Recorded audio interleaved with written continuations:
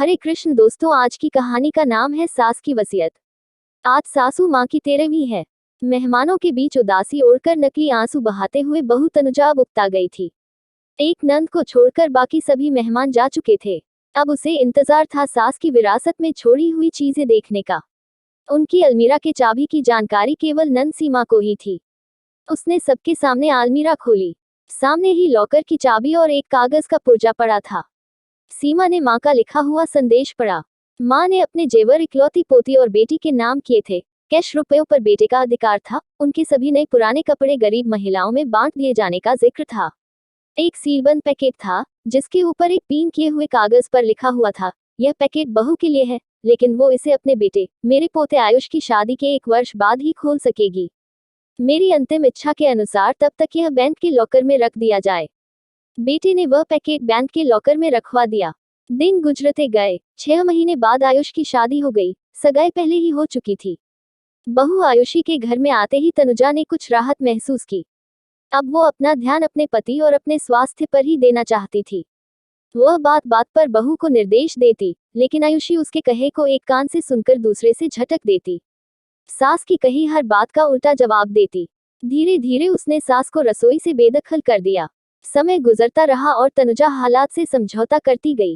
अब पुराना संयुक्त परिवारों का जमाना नहीं रहा, जब सास बहू पर हावी हुआ करती थी। आज की बहुएं सास को अच्छा होने का मौका ही नहीं देती, बल्कि ऐसा माहौल पैदा कर देती हैं जिससे उसे बुरा साबित किया जा सके और मौका मिलते ही पति को लेकर उड़ जाती हैं। कई सदी के इतिहास के वे पन्ने जब सास बहू पर हावी हुआ करती थी, आज की बहुओं ने फाड़कर फेंक ही दिए हैं। सास कितनी भी पढ़ी लिखी और समझदार हो, लेकिन बहू स्वतंत्र ही रहना चाहती है और इसके लिए जाल बुनती ही रहती है और सास का नाम ही परिवार की सूची से मिटा देना चाहती है। उसने भी तो यही किया था न अपनी सास कुसुम के साथ।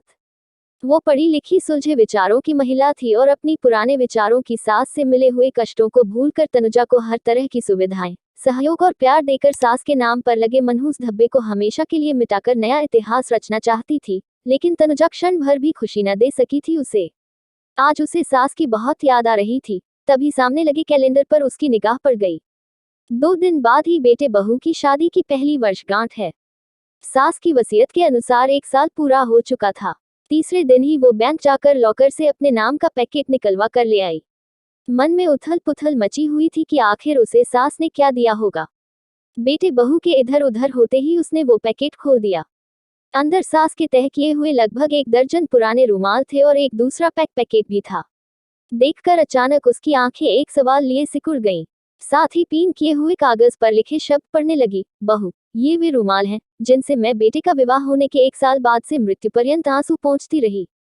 पढ़कर उसकी आंखों से अविरल आंसू बहने लगे। रोते रोते उसने दूसरा पैकेट खोला। उसमें उतने ही बिल्कुल नए रुमाल थे और वैसा ही कागज का टुकड़ा पिन किया हुआ था। उसे कहीं से सास की आवाज सुनाई दी, बहू, रो रही हो ना? ये रुमाल तुम्हें अपनी अंतिम सांस तक आंसू पोंछने के काम आएंगे। और उसने एक रुमाल उठाकर अपने आंसू पोंछ लिए।